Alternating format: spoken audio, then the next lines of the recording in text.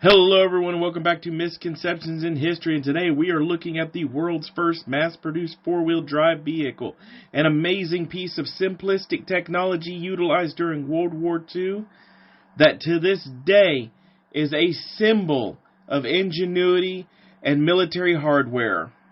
Now this vehicle actually goes by a lot of names.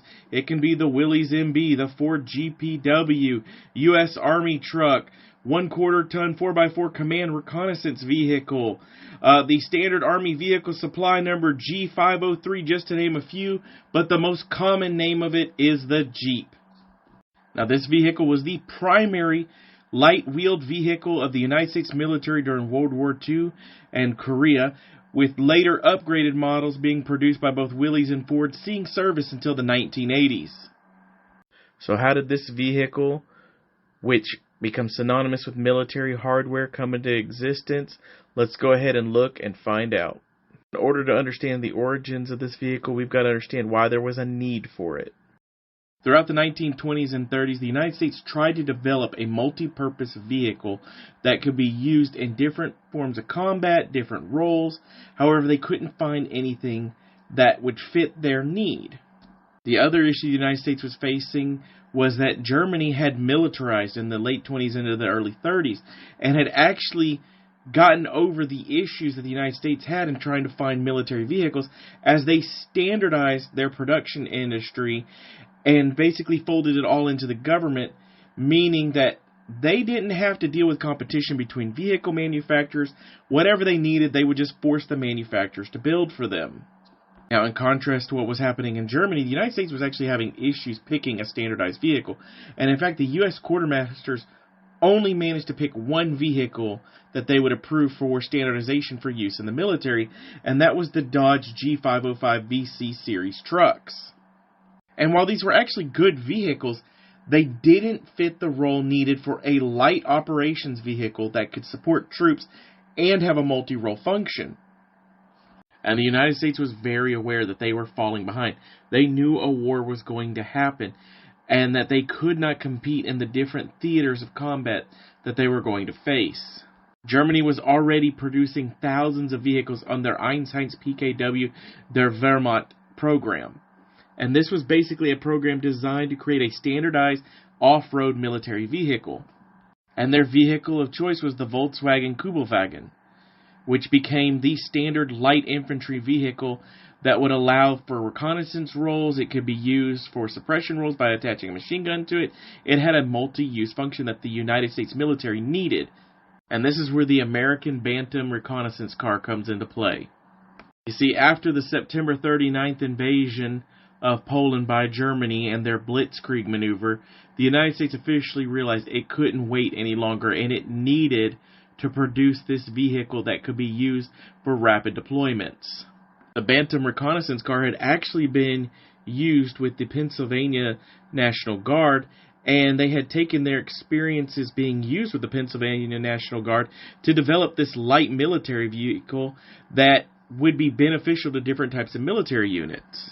Now, Bantam actually tried to meet with the infantry and cavalry units of the United States and basically suggest that the government go ahead and buy their design and basically build it up and develop it into a future vehicle. Now, instead of getting their wish and getting the direct contract, instead, the Army basically used the Bantam reconnaissance car as the basis for a new proposal, a request for manufacturers to build them a light utility vehicle. Because the war was raging in Europe, they needed this vehicle fast. The Army actually approached 135 different companies to try and produce this vehicle. And along with that, there were some pretty strict stipulations. They had 11 days to submit their bids from the beginning of the program. If they were awarded a bid, they had 49 days to complete a prototype vehicle. After that, they would have 75 days to produce 70 vehicles for testing. Now, initially, only two companies entered in the competition: Bantam with their Mark II prototype, and Willys Overland with their Willys Quad. However, Ford would eventually be added to the group with their Ford Pygmy after they were basically directly approached by the government and asked to join the competition.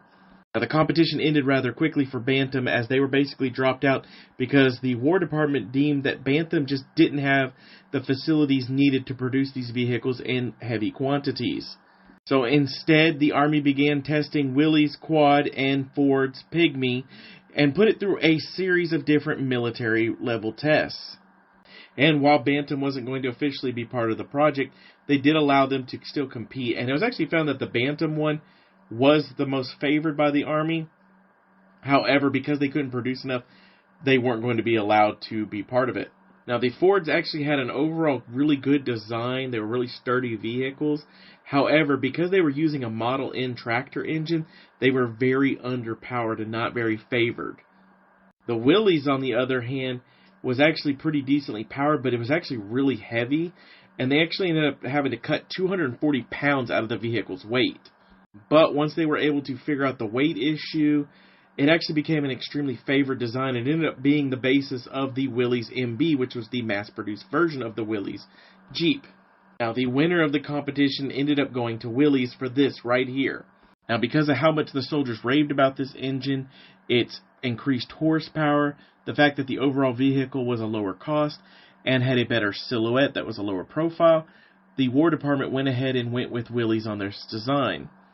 Now, Ford actually tried to come back and say that they could improve their design, put a more powerful engine in it, and in an effort of standardization with basically a war coming, the War Department decided no, that instead Ford was just going to produce a copy of Willys' MB design, and this would end up becoming the Ford GPW.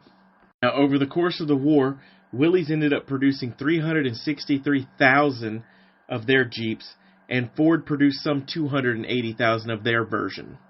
And these vehicles would actually start seeing some action pretty quickly.